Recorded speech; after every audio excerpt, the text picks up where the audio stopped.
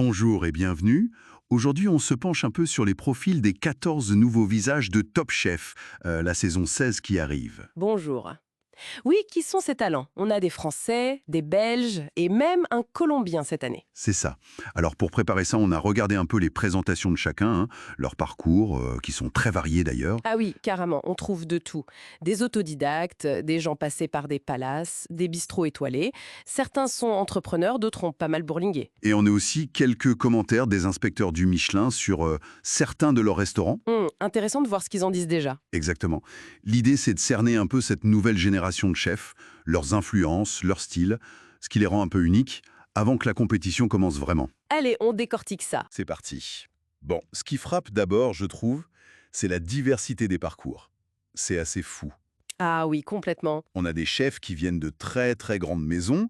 Je pense à Claudio Semedo Borges, qui a bossé à l'Épicure, Oui, un 3 étoiles quand même. ou Grégoire Touchard, passé par l'atelier Rebuchon, la Villa Madi, ou même Sean Gabiani, Noma, l'Enclume.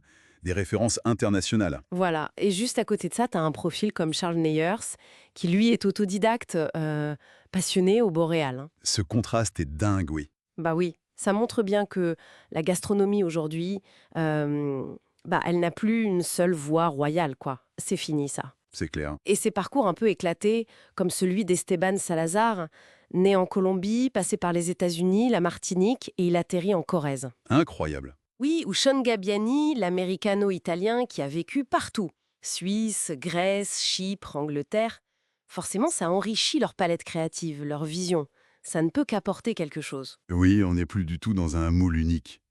Et j'imagine que cette diversité, on la retrouve dans leurs assiettes. Ah bah forcément, oui.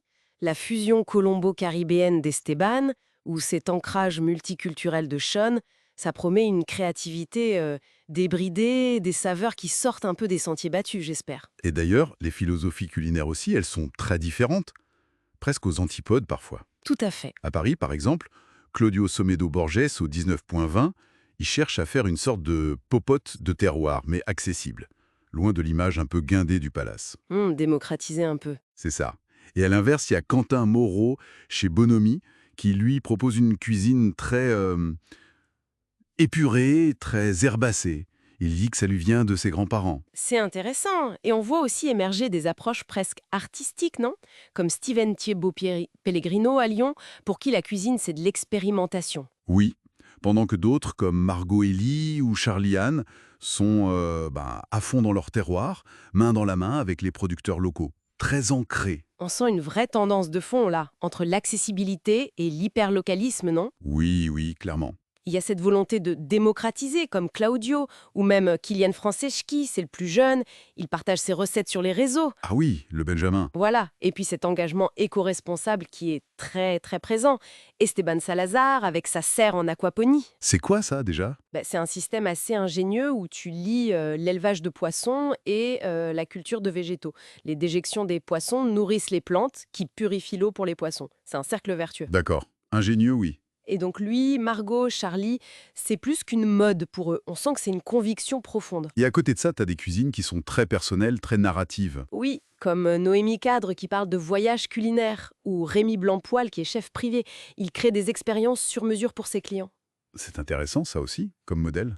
Bah oui, et ça pose la question de comment ces approches si différentes vont pouvoir cohabiter ou peut-être même s'affronter dans le contexte du concours, quoi.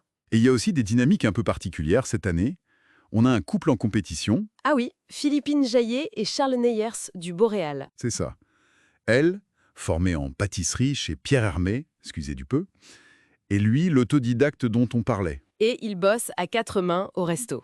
Elle s'occupe des entrées, des desserts. Et lui du chaud.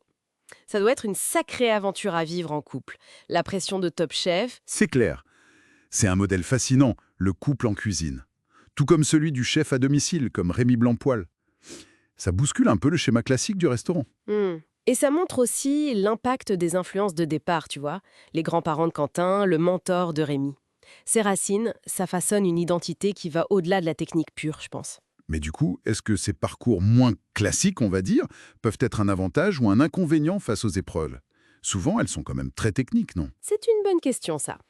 Peut-être un avantage en créativité, oui. Une capacité à penser un peu hors cadre. Hmm. mais potentiellement un défi sur des bases très académiques. L'adaptabilité, ça va être la clé, je crois. La capacité à switcher. D'accord. Et quand le Michelin se penche sur ces tables, qu'est-ce qu'ils disent? Les retours ont l'air plutôt bons, non? Oui, plutôt élogieux même. Le 1920 de Claudio, par exemple, est salué pour son rapport qualité-prix jugé bluffant. Ah oui, intéressant pour un resto de palace. Chez Esteban en Corrèze, on loue la fraîcheur, les saveurs et justement cet engagement éco-responsable.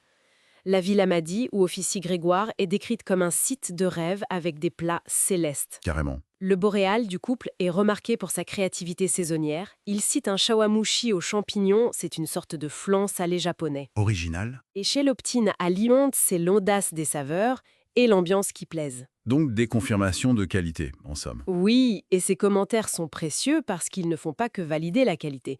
Ils pointent des forces spécifiques, maîtrise technique ici, créativité là, connaissance produit, capacité à surprendre. Autant d'atouts pour les épreuves à venir. Exactement. Ça donne des indices sur qui pourrait briller dans quel type de défi potentiellement. Bon, en résumé, si on essaye de synthétiser, une promotion d'une richesse assez incroyable, non? Ah oui, c'est le moins qu'on puisse dire.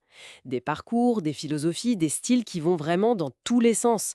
Des étoilés, des autodidactes, du très local, du très international, du restaurant classique, du chef à domicile. C'est un reflet assez fidèle de l'ébullition de la gastronomie actuelle, en fait. Tout à fait. Et ça soulève une question de fond, je trouve, pour la production et le jury. Comment tu évalues équitablement des profils aussi différents? C'est pas simple. Bonne question. Et au final, qu'est-ce qui fera vraiment la différence? La technique pure et dure, l'audace créative, la capacité d'adaptation ou peut-être une forme de résilience, une force de caractère forgée par ces parcours si singuliers? Voilà, de quoi réfléchir. Effectivement, en attendant de voir les premières assiettes. Exactement, on a hâte de voir